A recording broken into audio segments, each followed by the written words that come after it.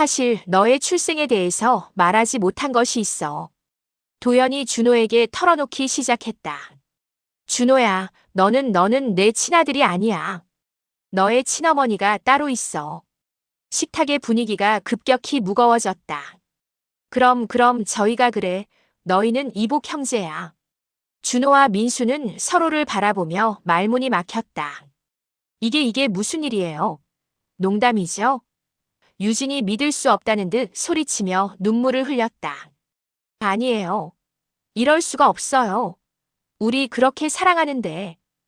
식당은 순식간에 아수라장이 되었다. 오늘 사연 시작하기 전에 무료 버튼인 구독과 좋아요를 꼭 눌러주세요. 부탁드립니다. 그러면 여러분들에게 복이 찾아올 거예요. 서울 변두리 낡은 아파트 단지에는 이른 아침부터 분주한 발걸음이 이어집니다. 그 중에서도 유독 바쁜 하루를 시작하는 이가 있었습니다. 바로 70줄에 접어든 윤정이였죠. 정희는 벌써 새벽 5시부터 일어나 집안을 정리하기 시작했습니다. 오늘은 아들 민수의 상견례가 있는 날이었거든요. 45세의 은행 지점장인 민수가 드디어 좋은 인연을 만나 결혼을 앞두고 있다니 정희로서는 평생 기다려온 순간이었습니다. 민수야, 오늘 늦지 마라. 사돈댁 앞에서 실례가 되면 어떻게 하니? 아침 식사를 준비하며 정희는 아들에게 몇 번이나 당부했습니다.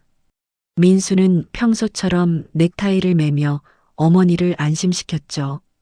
어머니, 걱정 마세요. 제가 언제 약속 시간에 늦은 적 있습니까? 오늘 오후 6시에 호텔 레스토랑에서 만나기로 했으니까 저도 일찍 퇴근할게요. 민수는 키가 크고 듬직한 체격에 진중한 성격을 가진 남자였습니다. 어려서부터 아버지 없이 자란 탓에 누구보다 책임감이 강했고 어머니를 극진히 모시는 효자로 소문나 있었죠. 은행에서도 성실함과 꼼꼼함으로 인정받아 이제는 지점장 자리까지 오른 상태였습니다. 정희는 아들의 말에 고개를 끄덕였지만 마음 한구석이 왠지 무거웠습니다. 남편이 세상을 떠난 지도 벌써 15년이 흘렀고 그동안 아들 하나만 바라보며 살아왔는데 이제 며느리까지 들어온다니 기쁘면서도 한편으로는 불안했거든요. 어머니, 예비 신부가 참 좋은 사람남이라고 했잖아요. 성격도 온화하고 집안도 괜찮다고 하니까 너무 걱정하지 마세요. 민수는 어머니의 불안한 표정을 읽고 다시 한번 안심시켰습니다. 정희는 억지로 웃음을 지으며 아들을 배웅했죠.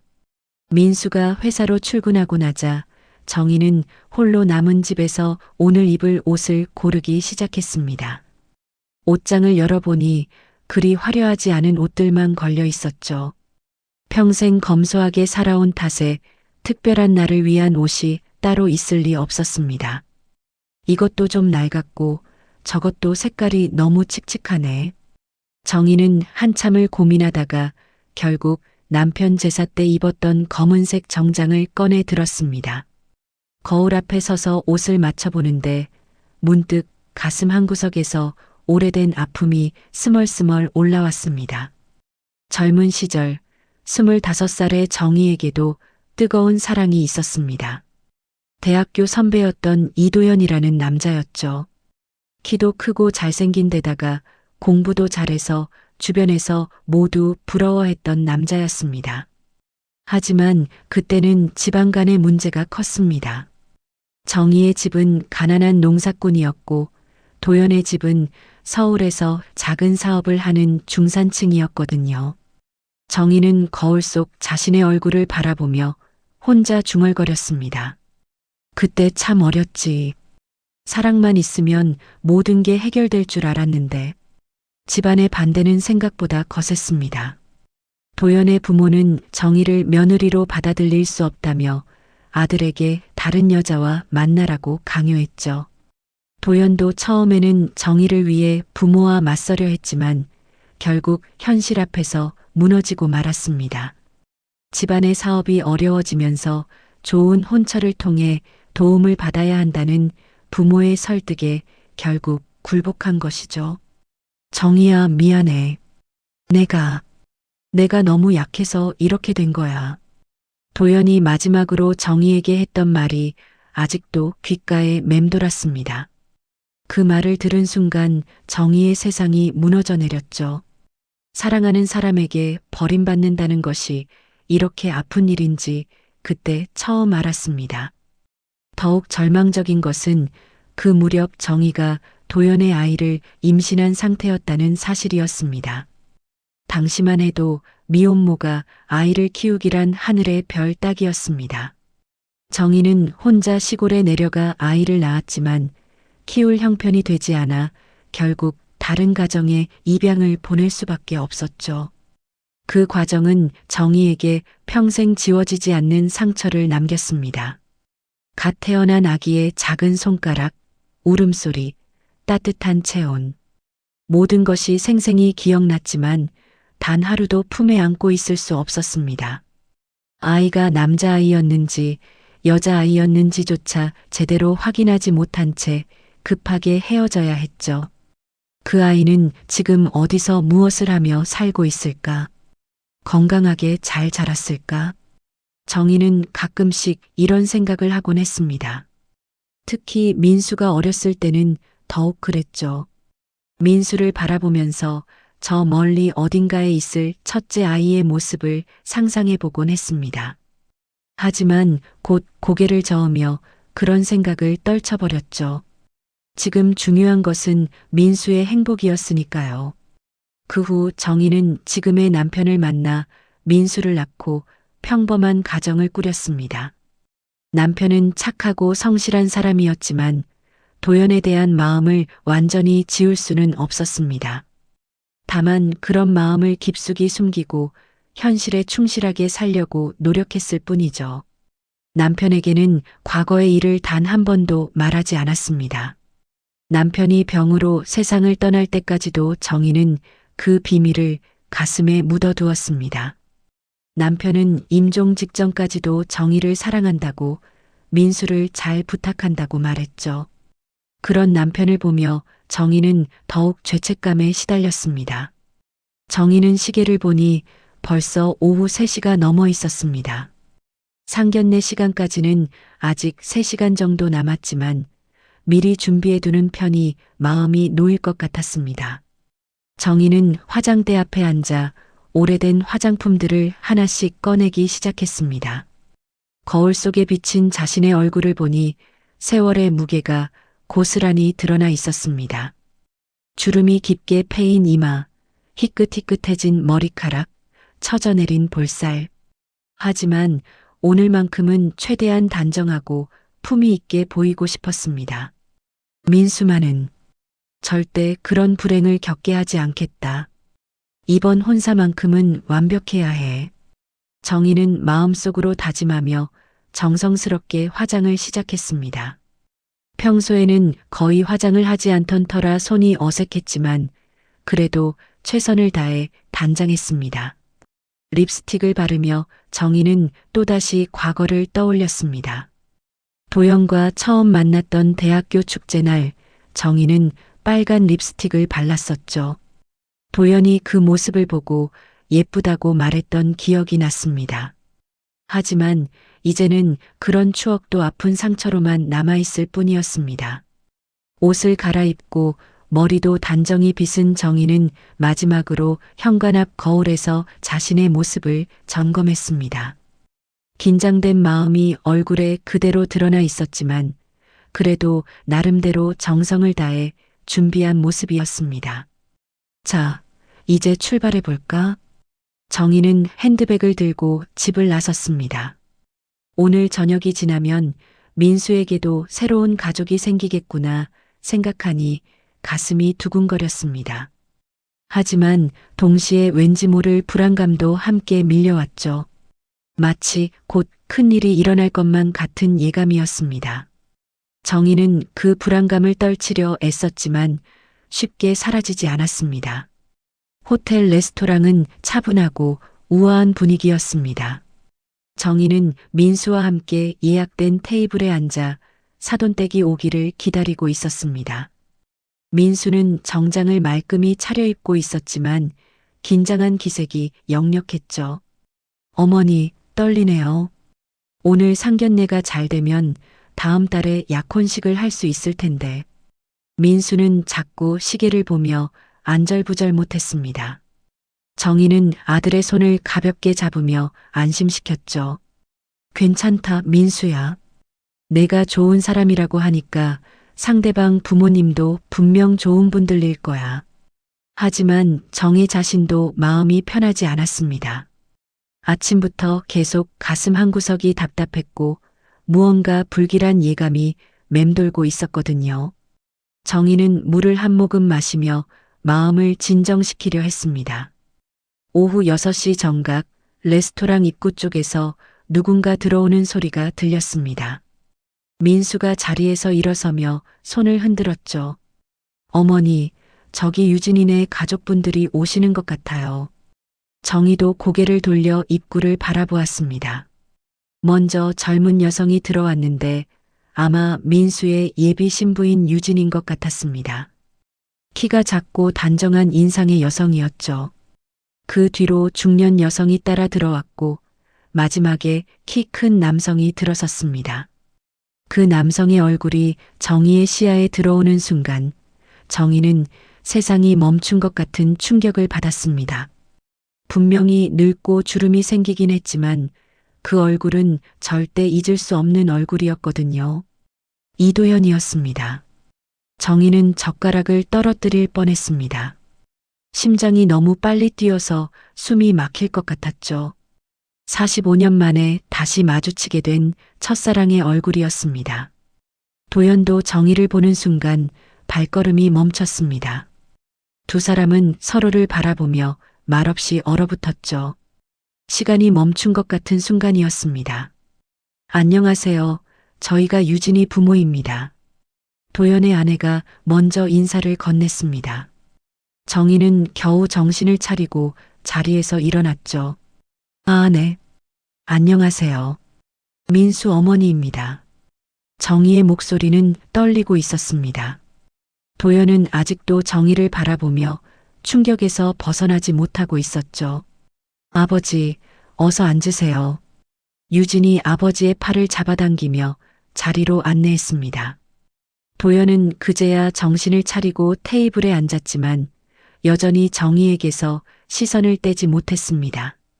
처음 뵙겠습니다. 이도연입니다.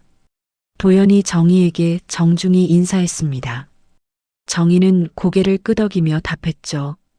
윤정희입니다. 반갑습니다. 두 사람의 어색한 분위기를 눈치챈 민수가 의아한 표정을 지었습니다. 혹시 두 분이 아시는 사이신가요? 뭔가 어색한 분위기인데. 아니야, 민수야. 처음 뵙는 분이야. 정희가 급하게 대답했습니다. 도연도 고개를 저으며 동조했죠. 네, 처음 뵙는 분입니다. 아마 긴장해서 그런 것 같네요. 자리 분위기는 어색했지만 두 집안 자녀들은 행복하게 결혼 이야기를 나누기 시작했습니다. 민수와 유진은 서로를 바라보며 애정 어린 눈빛을 주고받았죠. 민수 씨가 정말 좋은 분이라고 유진이가 자꾸 이야기하더라고요. 성실하고 책임감도 강하다면서요. 도연의 아내가 웃으며 말했습니다. 민수는 부끄러운 듯 웃었죠. 유진 양도 참 좋은 분입니다. 따뜻하고 배려심이 깊어서 어머니께서도 무척 좋아하세요. 정희는 대화에 끼어들려 노력했지만 도연의 존재 때문에 집중하기 어려웠습니다. 도연의 목소리, 웃는 모습, 손짓 하나하나가 모두 젊은 시절의 기억을 떠올리게 했거든요. 식사가 진행되면서 자연스럽게 가족 이야기가 나오기 시작했습니다. 도연의 아내가 무심코 말했죠. 우리 큰애는 지금 미국에서 사업을 하고 있고 둘째 아들 하나가 지금 집안일을 돕고 있어요. 원래는 셋째까지 있었는데 어릴 때 입양을 보냈거든요. 정희는 그 말을 듣고 젓가락을 놓쳤습니다. 도연도 아내를 놀란 눈으로 바라봤죠. 입양요? 민수가 궁금해하며 물었습니다. 도연의 아내는 계속 이야기를 이어갔습니다. 네, 사실 남편의 전 연인 사이에서 생긴 아이였어요.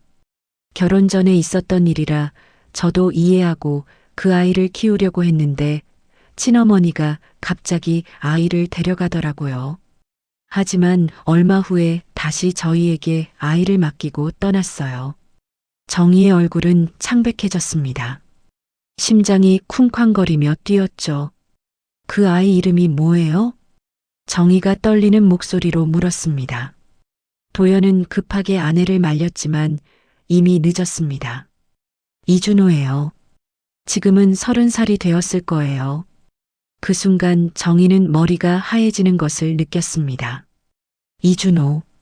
자신이 태어나자마자 떠나보낸 아이의 이름이었습니다. 자신도 모르게 눈물이 흘러내렸죠. 어머니, 왜 그러세요? 어디 아프세요? 민수가 걱정스럽게 어머니를 바라봤습니다. 정희는 급하게 눈물을 닦으며 일어섰습니다. 잠깐, 화장실에 좀 다녀올게요. 정희는 비틀거리며 화장실로 향했습니다. 도연도 자리에서 일어나 정희를 따라갔죠. 화장실 앞 복도에서 두 사람은 마주쳤습니다. 정희야. 도연이 조심스럽게 정희의 이름을 불렀습니다. 정희는 벽에 기대며 숨을 몰아쉬었죠. 준호. 그 아이가 정말 우리... 그래.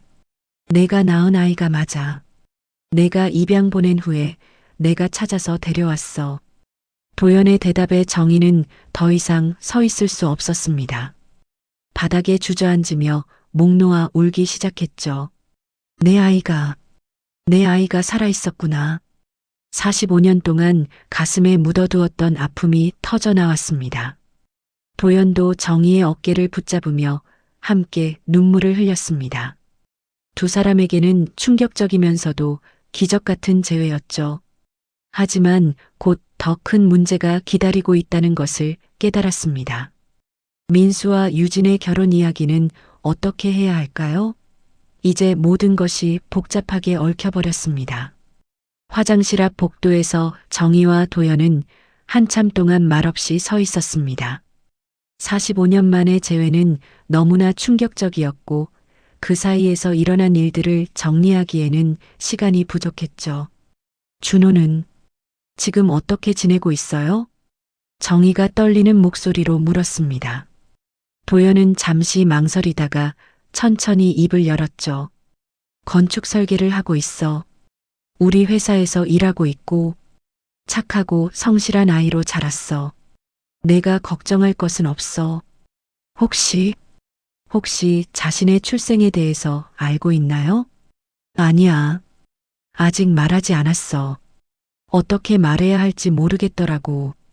정희는 가슴이 미어지는 것 같았습니다. 자신이 버린 아이가 이렇게 가까운 곳에서 살고 있었다니, 그것도 민수와 결혼할 여자의 오빠로 말이죠. 우리 지금 어떻게 해야 하죠? 민수와 유진이는 일단 테이블로 돌아가자. 애들이 의심하기 전에. 두 사람은 마음을 가다듬고 다시 식당으로 돌아갔습니다. 민수와 유진 그리고 도연의 아내는 걱정스러운 표정으로 두 사람을 기다리고 있었죠.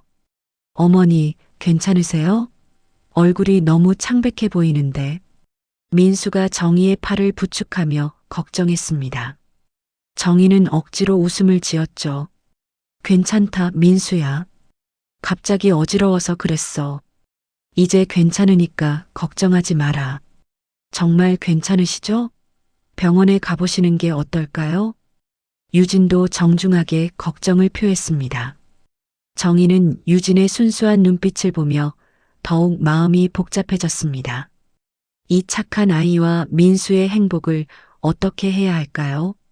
아니에요. 정말 괜찮아요. 계속 이야기하죠. 정희는 자리에 앉으며 애써 평정심을 유지하려 했습니다.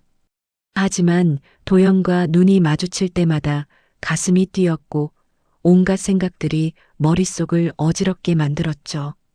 식사가 계속되면서 결혼 준비에 대한 구체적인 이야기들이 오갔습니다. 예식장 예약, 신혼집 준비, 혼수 문제까지 현실적인 문제들이 하나씩 거론되었죠. 저희는 신혼집을 아파트로 준비하려고 하는데 혹시 민수 씨 쪽에서 원하는 지역이 있나요? 도연의 아내가 물었습니다. 민수는 정희를 바라보며 대답했죠. 어머니와 가까운 곳이면 좋겠어요. 어머니 혼자 계시니까 자주 안부를 살펴봐야 해서요. 효자시네요. 그럼 강남 쪽으로 알아볼까요? 저희 집도 강남이라서 서로 가깝고 좋을 것 같은데. 도연이 처음으로 대화에 끼어들었습니다. 정희는 도연의 목소리를 들으며 옛날 기억이 떠올랐습니다. 젊은 시절 도연이 자신에게 나중에 결혼하면 강남에 집을 마련해 주겠다고 약속했던 일 말이죠. 준호는 언제 한국에 들어와요? 저희도 인사드리고 싶은데. 민수가 자연스럽게 물었습니다. 정희는 그 이름을 들으며 다시 한번 충격을 받았죠. 다음 주에 출장해서 돌아올 예정이에요. 그때 만나뵐 수 있을 거예요. 도연의 아내가 대답했습니다. 정희는 자신도 모르게 손을 떨고 있었습니다. 곧 자신이 낳은 아이를 만나게 된다는 사실이 믿기지 않았거든요.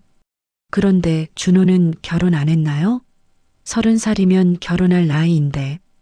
유진이 궁금해하며 물었습니다. 도연은 잠시 망설이다가 대답했죠. 연인은 있는데 아직 결혼 계획은 없는 것 같아요. 일에 너무 바빠서 그런 것 같고. 정희는 그 말을 들으며 마음이 복잡해졌습니다. 자신의 아이가 어떤 사람과 사랑하고 있는지, 어떤 꿈을 가지고 있는지 전혀 모르는 현실이 안타까웠죠. 식사가 끝나갈 무렵 결혼 날짜를 정하는 이야기가 나왔습니다. 양가에서 괜찮으시다면 다음 달 말쯤에 예식을 올리는 게 어떨까요? 준호도 그때쯤이면 한국에 정착할 테니까 온 가족이 모일 수 있을 거예요. 도연의 아내가 제안했습니다.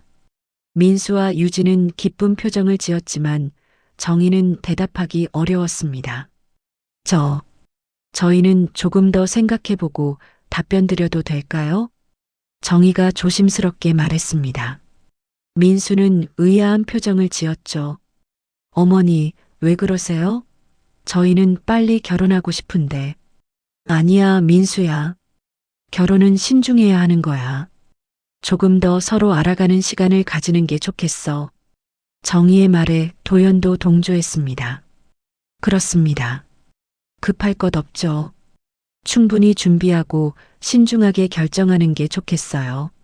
민수와 유진은 아쉬워했지만 부모들의 의견을 존중하기로 했습니다. 하지만 두 사람의 실망스러운 표정을 보니 정희의 마음은 더욱 무거워졌죠.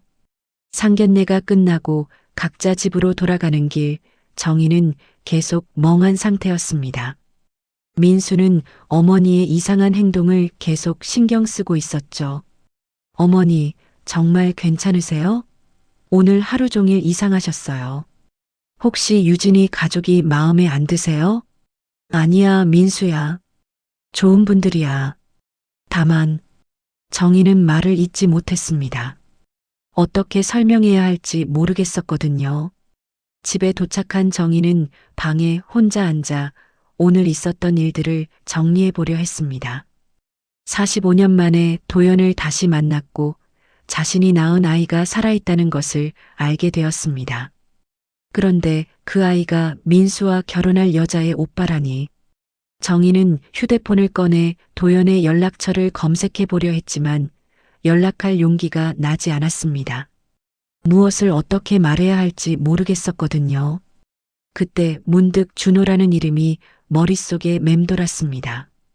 자신이 단 하루도 품에 안고 있지 못했던 아이, 이제는 30살이 된 자신의 첫째 아들 말이죠. 내가 어떻게 해야 할까? 민수의 행복도 지켜야 하고 준호에 대한 죄책감도 해결해야 하고. 정희는 잠들 수 없는 밤을 맞이했습니다.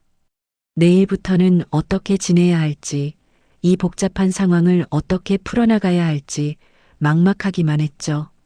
상견례 다음 날부터 정희는 평소와 전혀 다른 일상을 보내고 있었습니다. 아침에 일어나도 밥맛이 없었고 텔레비전을 봐도 내용이 머리에 들어오지 않았죠. 온통 어제 만난 도연과 준호 생각뿐이었습니다. 민수는 어머니의 이상한 행동을 계속 눈여겨보고 있었습니다. 평소 같으면 아침 일찍 일어나 집안 정리를 하던 어머니가 늦잠을 자고 식사도 제대로 하지 않고 있었거든요. 어머니, 정말 어디 아픈 거 아니에요? 병원에 한번 가보시는 게 어떨까요? 괜찮다, 민수야. 그냥 좀 피곤해서 그래.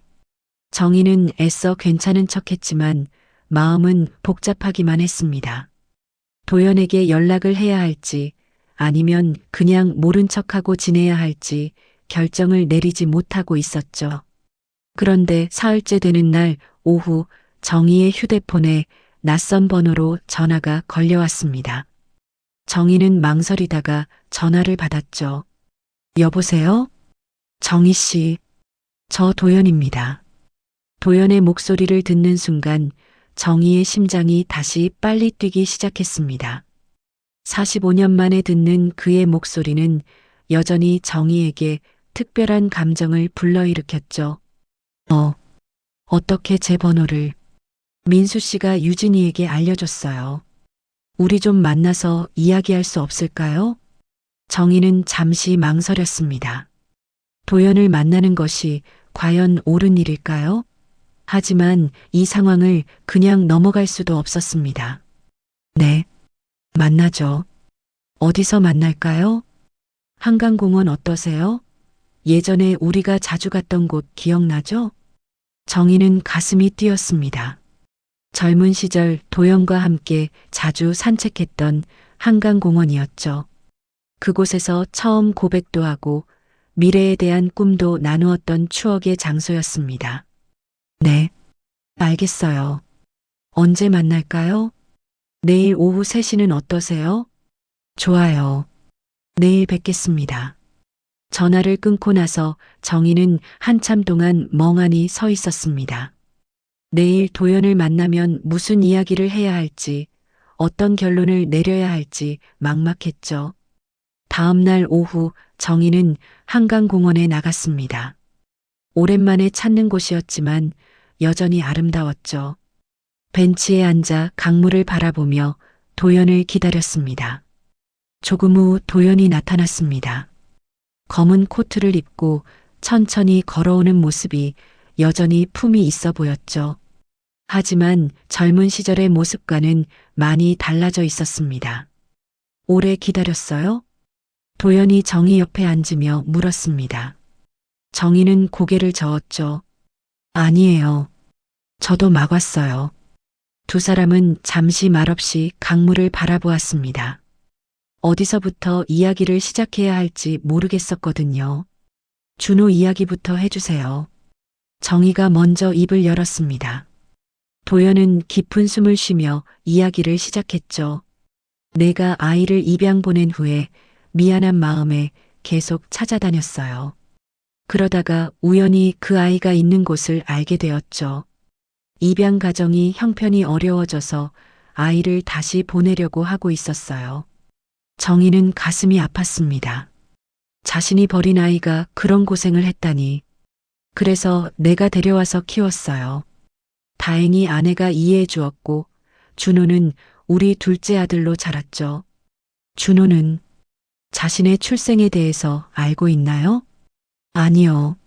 아직 말하지 못했어요. 어떻게 설명해야 할지. 도연의 목소리에는 미안함이 묻어 있었습니다. 정희는 눈물이 날 것 같았지만 참았죠. 어떤 아이로 자랐어요?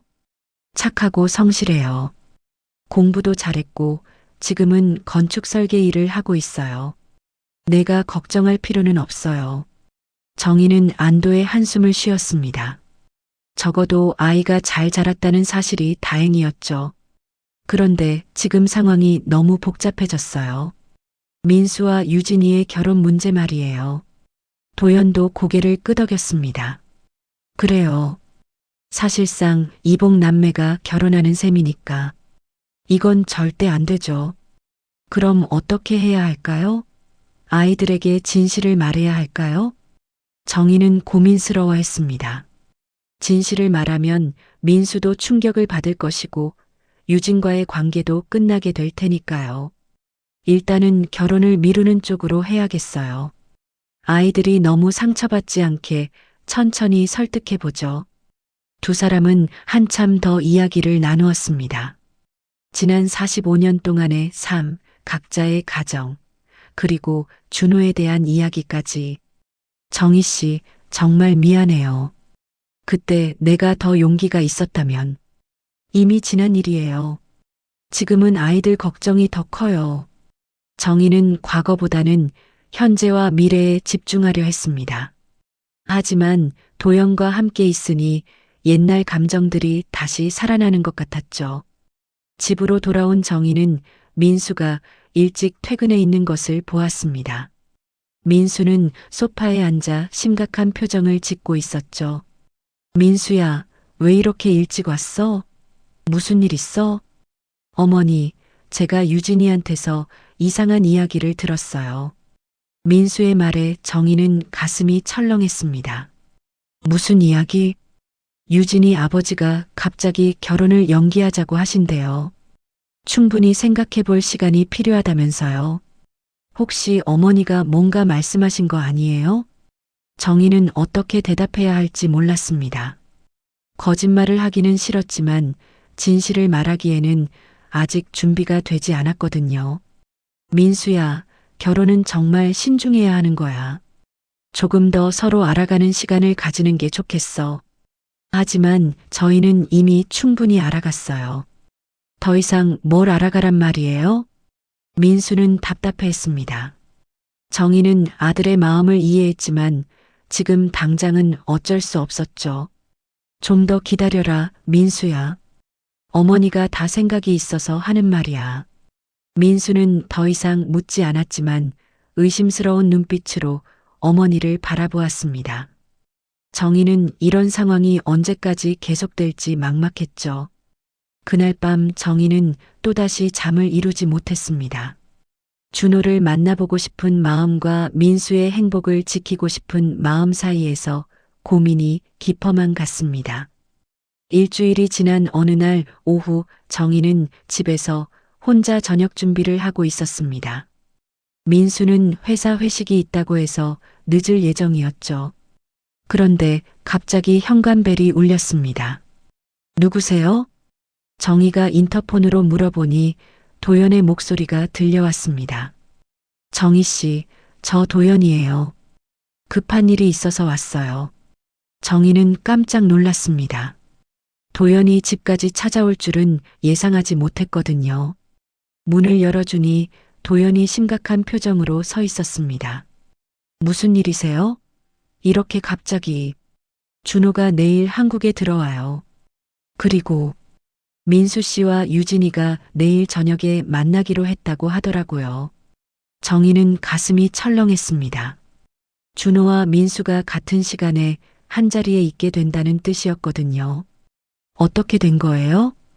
유진이가 오빠에게 남자친구를 소개하고 싶다고 해서 약속을 잡았대요. 내일 저녁 식사 자리에 양쪽 가족이 모두 모이기로 했어요. 정희는 다리에 힘이 빠져 소파에 주저앉았습니다. 이제 더 이상 미룰 수도 없는 상황이 되었죠. 그럼 어떡하죠? 진실을 말해야 하나요? 그래야 할 것 같아요. 더 이상 숨길 수도 없고 아이들이 상처받기 전에 우리가 먼저 말하는 게 낫겠어요. 도연의 말에 정희는 고개를 끄덕였지만 마음은 무거웠습니다. 어떻게 민수에게 이 모든 상황을 설명해야 할까요? 민수에게는 제가 먼저 말하겠어요. 준호에게는 내가 말할게요. 이미 늦었지만 그래도 내가 해야 할 일이니까. 두 사람은 내일의 일정을 구체적으로 상의했습니다. 오후에 각각 자신의 아이들에게 진실을 말하고 저녁 식사 자리에서 모든 것을 공개하기로 했죠. 도연이 돌아간 후 정희는 밤새 어떻게 민수에게 말할지 고민했습니다. 자신의 과거, 준호의 존재, 그리고 지금의 복잡한 상황까지 모든 것을 설명하기에는 너무 많은 것들이 얽혀 있었죠. 다음 날 오후 민수가 일찍 퇴근했습니다. 오늘 저녁 유진이 가족과의 식사 약속 때문이었죠. 어머니, 오늘 유진이 오빠도 만나게 될 거예요. 저도 처음 만나는 분이라 좀 긴장되네요. 민수는 밝은 표정으로 말했습니다. 정희는 그런 아들을 보며 가슴이 아팠죠. 민수야, 잠깐 앉아라. 어머니가 중요한 이야기를 해야겠어. 정희의 진중한 목소리에 민수는 의아한 표정을 지었습니다. 무슨 이야기요? 정희는 깊은 숨을 쉬고 이야기를 시작했습니다. 민수야, 어머니에게는 너에게 말하지 못한 과거가 있어. 내 아버지를 만나기 전에 사랑했던 사람이 있었고, 민수는 점점 심각해지는 어머니의 표정을 보며 불안해하기 시작했습니다. 그 사람과의 사이에서 아이가 생겼어. 하지만 당시 상황상 그 아이를 키울 수 없어서 입양을 보냈어. 어머니, 설마 그 아이가 바로 유진이 오빠 준호야. 민수는 믿을 수 없다는 듯 어머니를 바라봤습니다. 그럼 유진이 아버지가 내 어머니의 첫사랑이었던 이도현이야. 민수는 충격에 말을 잇지 못했습니다. 자신이 사랑하는 여자의 아버지가 어머니의 옛 연인이고 그 여자의 오빠가 자신의 이복형이라는 사실이 믿기지 않았거든요. 어머니, 이게 무슨 말이에요? 저희가 지금까지 미안해, 민수야. 어머니가 정말 미안해. 정희는 눈물을 흘리며 아들에게 사과했습니다. 민수는 한참 동안 말없이 앉아 있더니 갑자기 벌떡 일어섰습니다. 그럼 저와 유진이는 결혼할 수 없다는 말이에요? 그래. 안 돼. 법적으로도 불가능하고 도덕적으로도. 어머니, 왜 진작 말씀하지 않으셨어요? 저희가 얼마나 사랑하는 사이인데. 민수는 화가 나서 소리를 질렀습니다. 정희는 아들의 분노를 이해했지만 어쩔 수 없었죠. 민수야, 어머니도 상견례 날에 처음 알았어. 그전에는 정말 몰랐어. 그럼 그때부터라도 말씀하셨어야죠. 왜 지금까지 숨기셨어요? 민수는 분노와 절망이 뒤섞인 표정으로 어머니를 바라봤습니다. 정희는 더 이상 변명할 말이 없었죠. 그때 다시 현관벨이 울렸습니다. 유진의 목소리가 들려왔습니다. 민수 오빠, 약속 시간이에요. 준비되셨어요? 민수는 문 쪽을 바라보며 절망스러운 표정을 지었습니다. 어떻게 유진을 만날 수 있을까요? 민수야, 오늘 저녁에 모든 게 정리될 거야. 유진이 아버지도 준호에게 진실을 말하기로 했어. 어머니, 저는 어떻게 해야 해요?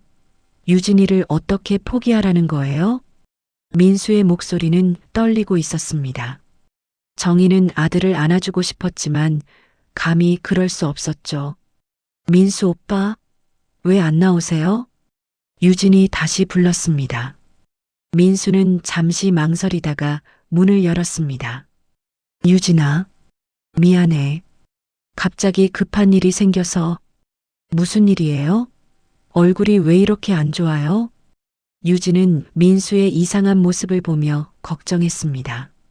민수는 어떻게 대답해야 할지 몰랐죠. 오늘 저녁 식사 자리에서 다 이야기할게. 지금은 말하기 어려워. 민수 오빠 무슨 일인지 모르겠지만 저희 함께 해결해요. 뭐든지 다 괜찮을 거예요. 유진의 순수한 말에 민수는 더욱 마음이 아팠습니다. 이 착한 여자와 헤어져야 한다는 사실이 받아들여지지 않았거든요. 유진아, 정말 미안해. 오늘 저녁에 모든 걸 알게 될 거야. 민수는 유진의 손을 잡으며 말했습니다. 유진은 무슨 일인지 모르겠지만 민수를 믿기로 했죠. 알겠어요. 그럼 지금 출발할까요? 오빠도 기다리고 있을 텐데. 유진의 말에 민수와 정희는 서로를 바라봤습니다. 이제 피할 수 없는 순간이 다가오고 있었죠. 오늘 저녁이 지나면 모든 것이 바뀔 것이라는 것을 두 사람 모두 알고 있었습니다. 정희는 아들의 뒷모습을 보며 가슴이 미어졌습니다. 자신의 과거 때문에 아들이 이런 고통을 겪어야 한다니 정말 견디기 어려운 일이었죠. 저녁 식사 장소는 강남의 한 고급 한정식집이었습니다. 민수와 유진이 먼저 도착했는데 민수는 내내 초조한 모습이었죠. 유진은 오빠를 소개한다는 설렘으로 들떠 있었지만 민수의 이상한 행동 때문에 조금씩 불안해지기 시작했습니다. 민수 오빠, 정말 괜찮아요? 아까부터 계속 이상해요. 유진아, 오늘 충격적인 일이 있을 수도 있어. 무슨 일이 있어도 너무 놀라지 마. 민수의 말에 유진은 더욱 궁금해했습니다. 하지만 민수는 더 이상 말하지 않았죠. 곧 도연 가족이 도착했습니다. 도연과 그의 아내, 그리고 키가 크고 단정한 인상의 젊은 남자가 함께 들어왔습니다. 바로 준호였죠. 민수는 준호를 보는 순간 복잡한 감정에 휩싸였습니다. 저 사람이 자신의 이복형이라니. 믿기지 않았지만 어딘가 모르게 친근한 느낌도 들었습니다. 안녕하세요. 저는 이준호입니다. 준호가 정중하게 인사했습니다. 민수도 일어서서 인사를 받았죠. 안녕하세요. 박민수입니다. 두 사람이 악수하는 순간 묘한 기운이 흘렀습니다. 서로가 형제라는 사실을 모르면서도 왠지 모를 친밀감을 느꼈거든요. 우와, 오빠. 민수 오빠 정말 좋은 분이죠? 제가 얼마나 자랑했는지 몰라요. 유진이 밝게 웃으며 말했습니다. 준호는 웃으며 대답했죠. 그렇게 좋은 분이라고 하니까 저도 궁금했어요. 만나서 반갑습니다. 식사가 시작되었지만 분위기는 어색했습니다. 도연은 계속 민수를 의식하고 있었고 민수도 준호를 바라보며 복잡한 심정이었죠. 준호 형, 건축 설계 일을 한다고 들었는데 어떤 건물들을 설계하세요? 민수가 대화를 시작했습니다. 준호는 자신의 일에 대해 자세히 설명해 주었죠. 주로 주거용 건물을 설계해요. 사람들이 편안하게 살 수 있는 공간을 만드는 게 제 목표거든요. 좋은 일을 하시네요. 저는 은행에서 일하는데 건축 관련 대출도 많이 취급해요. 두 사람은 자연스럽게 대화를 나누기 시작했습니다. 하지만 도연은 계속 불안해하고 있었죠. 식사가 반쯤 진행되었을 때 도연이 갑자기 젓가락을 놓았습니다. 준호야, 아버지가 너에게 중요한 이야기가 있어. 준호는 아버지의 진중한 목소리에 고개를 들었습니다. 무슨 이야기세요? 사실 너의 출생에 대해서 말하지 못한 것이 있어. 그 말에 식탁의 분위기가 급격히 무거워졌습니다. 유진은 무슨 일인지 몰라 두리번거렸고 준호는 아버지를 의아하게 바라봤죠. 아버지, 무슨 말씀이세요? 준호야, 너는 내 친아들이 아니야. 도연의 말에 준호는 충격을 받았습니다. 유진도 놀란 표정으로 아버지를 바라봤죠. 아버지, 갑자기 무슨, 너의 친어머니가 따로 있어. 그리고 그분이 바로 민수 씨의 어머니야. 준호는 민수를 바라보며 말을 잇지 못했습니다. 민수도 마찬가지였죠. 그럼 저희가, 그래, 너희는 이복 형제야. 도연의 말에 준호와 민수는 서로를 바라보며 말문이 막혔습니다. 유진은 상황을 이해하지 못해 혼란스러워했죠. 잠깐만요. 그럼 민수 오빠와 제가, 유진이 떨리는 목소리로 물었습니다. 도연은 고개를 끄덕였죠. 유진아, 미안해. 너희는 결혼할 수 없어. 그 순간 유진의 얼굴이 창백해졌습니다. 민수는 유진의 손을 잡으려 했지만 유진은 손을 뿌리쳤죠. 이게 무슨 일이에요? 농담이죠? 유진은 믿을 수 없다는 듯 소리쳤습니다. 주변 손님들이 쳐다볼 정도였죠. 유진아, 진정해. 우리도 어쩔 수 없는 일이야. 민수가 유진을 달래려 했지만 유진은 이미 눈물을 흘리고 있었습니다. 아니에요. 이럴 수가 없어요. 우리 그렇게 사랑하는데. 준호도 충격에서 벗어나지 못하고 있었습니다. 아버지, 그럼 제 친어머니는 어디에 계세요? 왜 지금까지 말씀하지 않으셨어요? 준호야, 내 어머니는 너를 낳고 너무 어려운 상황이어서 어쩔 수 없이 너를 보냈어. 그분도 지금까지 너를 그리워하고 계셔. 준호는 주먹을 쥐며 분노했습니다. 그럼 저는 뭐예요? 버려진 아이였다는 거예요? 그게 아니야, 준호야. 당시 상황이. 아버지, 저는 지금까지 제가 누구인지도 모르고 살았다는 거네요. 준호가 소리치며 자리에서 일어났습니다. 유진도 따라서 일어났죠. 저도 이해할 수 없어요. 왜 하필 우리가. 유진은 민수를 바라보며 눈물을 흘렸습니다. 민수는 어떻게 위로해야 할지 몰랐죠. 유진아, 미안해. 정말 미안해. 미안하다고 해서 해결되는 일이에요? 우리 사랑은 어떻게 하라는 거예요? 유진의 말에 모든 사람이 할 말을 잃었습니다. 사랑하는 두 사람이 이런 운명의 장난에 휘말리게 된 것이죠. 도연의 아내도 이 모든 상황이 당황스러웠습니다. 여보, 이런 일이 어떻게. 정말 상상도 못했어요. 나도 상견례 날에 처음 알았어요. 정말 운명의 장난 같아요. 식당 안은 순식간에 아수라장이 되었습니다. 준호는 분노로 가득했고 유진은 절망에 빠져 있었죠. 민수는 두 사람 사이에서 어쩔 줄 몰라 했습니다. 저는 좀 밖에 나가서 바람 쐬고 올게요. 준호가 말하며 식당을 나갔습니다. 유진도 뒤따라 나갔죠. 유진아.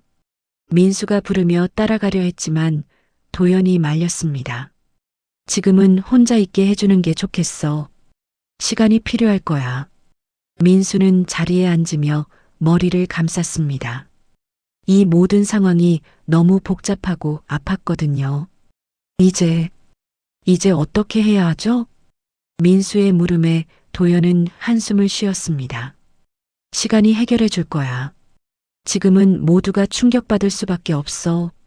하지만 과연 시간이 이 모든 문제를 해결해 줄 수 있을까요? 사랑하는 두 사람과 갑자기 형제가 된 준호와 민수, 그리고 이 모든 상황의 중심에 있는 정희와 도연까지. 복잡하게 얽힌 감정들을 어떻게 정리해야 할지 막막하기만 했습니다. 식당에서의 충격적인 폭로 이후 일주일이 지났습니다. 정희는 그동안 민수와 제대로 된 대화조차 나누지 못했습니다. 민수는 회사에서 돌아와도 방에만 틀어박혀 있었고 식사도 거의 하지 않았죠. 정희는 아들의 상태가 너무 걱정되어 방문을 두드렸습니다. 민수야, 밥 먹어라. 이렇게 계속 굶으면 몸이 상해. 어머니, 지금 밥이 넘어가겠어요? 저 좀 혼자 있게 해주세요. 민수의 목소리는 지쳐 있었습니다. 정희는 가슴이 미어졌지만 어쩔 수 없었죠. 그때 현관벨이 울렸습니다. 인터폰을 확인해 보니 도연이 서 있었습니다. 정희는 문을 열어주었죠. 안녕하세요. 갑자기 찾아와서 죄송해요. 아니에요. 들어오세요. 도연은 무거운 표정으로 거실에 앉았습니다. 준호가 집을 나갔어요. 뭐라고요? 정희는 깜짝 놀랐습니다. 그날 저녁 이후로 계속 방에만 있더니 어제 갑자기 짐을 싸서 나가버렸어요. 연락도 안 받고. 도연의 목소리에는 걱정이 가득했습니다. 어디로 갔을까요? 친구 집에 있는 것 같긴 한데 저희와는 연락을 끊었어요. 너무 충격이 컸나 봐요. 정희는 자신도 모르게 눈물이 났습니다. 자신 때문에 아이들이 이렇게 고생하고 있다는 사실이 견디기 어려웠거든요. 제가 제가 준호를 만나볼 수 있을까요? 정희의 말에 도연은 놀랐습니다. 정말 만나보고 싶어요? 네. 이제라도 제대로 된 사과를 하고 싶어요. 그 아이가 얼마나 상처받았을지. 도연은 잠시 고민하더니 고개를 끄덕였습니다. 준호 친구한테 연락해 볼게요. 하지만 만나주지 않을 수도 있어요. 괜찮아요. 일단 시도해 보고 싶어요. 이틀 후 준호가 정희를 만나겠다고 연락이 왔습니다. 만날 장소는 한강공원이었죠. 정희는 떨리는 마음으로 약속 장소로 향했습니다. 공원 벤치에 앉아 있는 준호를 보는 순간 정희는 가슴이 먹먹해졌습니다. 30살이 된 아들의 모습이었지만 어딘가 어린 시절의 모습이 남아있는 것 같았거든요. 안녕하세요. 준호가 일어서며 정중하게 인사했습니다. 하지만 그의 눈빛에는 차가움이 있었죠. 준호야. 아니, 준호 씨. 만나줘서 고마워요. 정희는 어떻게 불러야 할지도 몰랐습니다. 준호는 벤치에 앉으며 말했죠. 할 말이 있어서 나왔어요. 네, 저도 하고 싶은 말이 많아요. 정희가 준호 옆에 앉으려 하자 준호는 조금 떨어진 곳에 앉았습니다. 그 행동에 정희는 마음이 아팠죠. 먼저 사과부터 하고 싶어요. 정말 미안해요. 정희의 목소리는 떨리고 있었습니다. 준호는 차가운 표정으로 강물을 바라보고 있었죠. 사과로 해결되는 일인가요? 아니에요. 사과로 해결될 수 있는 일이 아니라는 걸 알아요. 하지만 그래도 말하고 싶었어요. 준호는 여전히 정희를 바라보지 않았습니다. 저는 지금까지 제가 누구인지도 모르고 살았어요. 왜 다른 집 아이들과 달리 엄마에 대한 기억이 없는지, 왜 가끔 아버지가 저를 보며 미안해하는 표정을 짓는지. 이제야 알겠네요. 준호의 말에 정희는 눈물이 흘렀습니다. 당시 상황을 설명하고 싶지만 그것도 변명일 뿐이겠죠. 맞아요. 변명이에요. 어떤 이유가 있었든 저를 버린 건 사실이니까요. 준호의 차가운 말에 정희는 할 말을 잃었습니다. 그런데 더 화가 나는 건 민수 씨와 유진이 때문이에요. 준호가 처음으로 정희를 바라봤습니다. 그의 눈에는 분노가 가득했죠. 저 때문에 두 사람이 헤어져야 하잖아요. 제가 존재하지 않았다면 그런 일은 없었을 텐데. 준호야, 그건 내 잘못이 아니야. 정희가 처음으로 반말을 했습니다. 준호는 놀란 표정을 지었죠. 내 잘못이 전혀 아니야. 모든 게 어머니. 내 잘못이야. 하지만 결과적으로는 제 존재 때문이잖아요. 준호의 목소리에는 자책감이 묻어 있었습니다. 정희는 더 이상 참을 수 없었죠. 준호야, 제발 자신을 탓하지 마. 내가 태어난 것은 잘못이 아니야. 내가 이 세상에 존재하는 것 자체가 내게는 기적이야. 정희의 진심 어린 말에 준호의 표정이 조금 누그러졌습니다. 정말 한 번도 나를 그리워하지 않았나요? 매일 그리워했어. 하루도 빠짐없이 내가 건강하게 자라고 있는지 행복한지 항상 궁금했어. 정희의 고백에 준호의 눈에도 눈물이 맺혔습니다. 그럼 왜 찾으려고 하지 않았어요? 찾을 자격이 없다고 생각했어. 버린 사람이 다시 나타나서 내 삶을 흔들 권리는 없다고. 두 사람은 한참 동안 말없이 앉아 있었습니다. 서로의 상처와 그리움이 천천히 전해지고 있었죠. 민수는 어떤 아이예요? 준호가 조심스럽게 물었습니다. 착하고 성실해. 내가 만나봤으니까 알겠지만 정말 좋은 아이야. 저도 그렇게 느꼈어요. 만나자마자 왠지 친근하다고 생각했거든요. 준호의 말에 정희는 미소를 지었습니다. 혈연의 힘인가 봐. 그런데 이제 어떻게 해야 하죠? 민수 씨와 유진이는 준호의 물음에 정희는 깊은 한숨을 쉬었습니다. 시간이 지나면 언젠가는 이해해 줄 거야.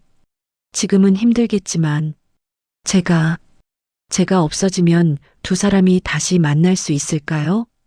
무슨 소리야. 그런 생각은 하지도 마. 정희가 다급하게 말했습니다. 준호는 쓸쓸하게 웃었죠.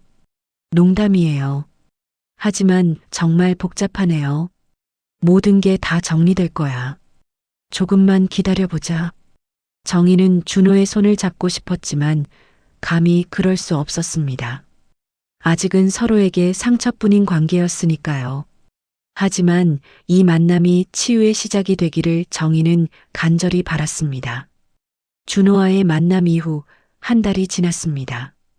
정희는 그동안 조금씩 변화하는 가족들의 모습을 지켜봤습니다. 민수는 여전히 유진과의 이별을 받아들이기 어려워했지만 준호와는 조금씩 연락을 주고받기 시작했죠. 어느 일요일 오후 정희는 집에서 혼자 차를 마시고 있었습니다. 그런데 갑자기 현관벨이 울렸죠. 문을 열어보니 준호가 서 있었습니다. 안녕하세요. 어머니. 준호가 처음으로 정희를 어머니라고 불렀습니다. 정희는 깜짝 놀라며 눈물이 났죠. 준호야. 들어와. 준호는 조심스럽게 집 안으로 들어왔습니다. 민수는 마침 친구를 만나러 나간 상태였죠. 민수는 없네요? 응, 친구 만나러 갔어. 너도 연락하면 될 텐데. 사실 민수 형과 상의할 일이 있어서 왔어요. 준호는 소파에 앉으며 진중한 표정을 지었습니다. 무슨 일이야? 유진이와 민수 형의 일 말이에요. 정희는 가슴이 철렁했습니다. 준호가 무슨 말을 하려는 것일까요? 유진이가 며칠 전에 저를 찾아왔어요. 유진이가? 네. 울면서 말하더라고요. 민수 형을 정말 사랑하는데 포기할 수 없다고. 정희는 복잡한 표정을 지었습니다. 그 어린 아이의 마음을 이해하면서도 현실적으로는 불가능한 일이었거든요. 그래서 제가 결정했어요. 준호가 깊은 숨을 쉬며 말했습니다. 저는 이 가족에서 나가겠어요. 뭐라고? 정희는 벌떡 일어났습니다. 법적으로 가족관계를 정리하고 성도 바꿔서 완전히 다른 사람으로 살겠어요. 그러면 민수 형과 유진이가 결혼할 수 있잖아요. 준호야, 무슨 소리야. 그런 일은 안 돼. 정희는 다급하게 말했습니다. 겨우 찾은 아들을 다시 잃을 수는 없었거든요. 어머니, 이게 최선이에요. 저 때문에 두 사람이 불행해질 수는 없어요. 그건 내가 결정할 일이 아니야. 그때 현관문이 열리며 민수가 들어왔습니다. 준호가 와 있는 것을 보고 놀랐죠. 형? 언제 왔어요? 민수야, 잘 왔어. 준호가 이상한 소리를 하고 있어. 정희가 민수에게 상황을 설명했습니다. 민수는 준호의 말을 듣고 화를 냈죠. 형, 그런 말씀하지 마세요. 형이 왜 희생해야 해요? 민수야, 넌 유진이를 정말 사랑하잖아. 나는 그동안 가족도 없이 혼자 살아왔으니까 상관없어. 그게 무슨 말이에요? 형도 우리 가족이에요. 민수의 말에 준호는 놀랐습니다. 진심으로 자신을 형이라고 생각하고 있다는 것을 느꼈거든요. 민수야. 형, 저는 유진이보다 가족이 더 소중해요. 연인은 다시 만날 수 있지만 가족은 그럴 수 없잖아요. 민수의 진심 어린 말에 준호는 눈물이 났습니다. 정말 그렇게 생각해요? 당연하죠. 형은 제가 평생 찾고 싶었던 형이에요. 정희는 두 아들의 모습을 보며 가슴이 뭉클했습니다. 혈연을 뛰어넘어 진짜 형제가 되어가고 있었거든요. 그럼 우리는 어떻게 해야 하죠? 준호가 물었습니다. 민수는 잠시 생각하더니 입을 열었죠. 유진이에게 솔직하게 말해보겠어요. 우리 사정을 다 설명하고 그래도 기다려줄 수 있는지. 하지만 법적으로는 법이 전부는 아니에요. 사람들은 모르잖아요. 그냥 조용히 살면 되는 거 아닌가요? 민수의 말에 정희와 준호는 고개를 끄덕였습니다. 완벽한 해결책은 아니었지만 그나마 현실적인 방법이었죠. 며칠 후 민수는 유진을 만나 모든 상황을 솔직하게 털어놨습니다. 유진은 충격받았지만 민수에 대한 사랑을 포기할 수 없었죠. 민수 오빠, 저는 상관없어요. 다른 사람들이 뭐라고 하든 우리만 알고 살면 되잖아요. 유진의 말에 민수는 감동했습니다. 진정한 사랑이 무엇인지 깨달았거든요. 한편 정희와 도연도 다시 만나게 되었습니다. 젊은 시절의 사랑을 되돌릴 수는 없었지만 서로를 이해하고 용서하는 시간을 가졌죠. 정희 씨, 그동안 정말 고생 많았어요. 저도요. 우리 모두 힘들었겠지만 이제는 괜찮을 것 같아요. 두 사람은 과거에 대한 미련을 접고 아이들의 행복을 위해 서로 협력하기로 했습니다. 6개월 후 민수와 유진은 조용한 결혼식을 올렸습니다. 법적으로는 문제가 있었지만 두 가족 모두 이들의 사랑을 축복해 주었죠. 준호는 민수의 들러리를 서며 진심으로 축하해 주었습니다. 정희는 결혼식장에서 행복해하는 아이들을 바라보며 생각했습니다. 인생이 항상 계획대로 되는 것은 아니지만 사랑과 용서가 있으면 어떤 어려움도 극복할 수 있다는 것을 깨달았거든요. 준호는 이제 정희를 진짜 어머니로 받아들였고 민수와는 진짜 형제처럼 지내고 있었습니다. 유진도 준호를 친오빠처럼 따랐죠. 에필로그에서 정희는 손주와 함께 동네 공원 벤치에 앉아 있었습니다. 민수와 유진 사이에서 태어난 예쁜 아이였죠. 할머니, 사람은 왜 울어요? 손주가 순진한 눈으로 물었습니다. 정희는 조용히 미소 지으며 대답했습니다. 울고 나면 다시 웃을 수 있으니까 그렇단다. 슬픔 뒤에는 항상 기쁨이 온다는 걸 할머니가 배웠거든. 정희는 손주를 바라보며 생각했습니다. 과거의 아픔이 결국 지금의 행복을 만들어냈다는 것을. 사랑은 때로는 아프지만 그 아픔을 통해 더 깊은 사랑을 배우게 된다는 것을. 먼 하늘을 바라보며 정희는 마음속으로 중얼거렸습니다. 고마워요. 이 모든 인연들에게.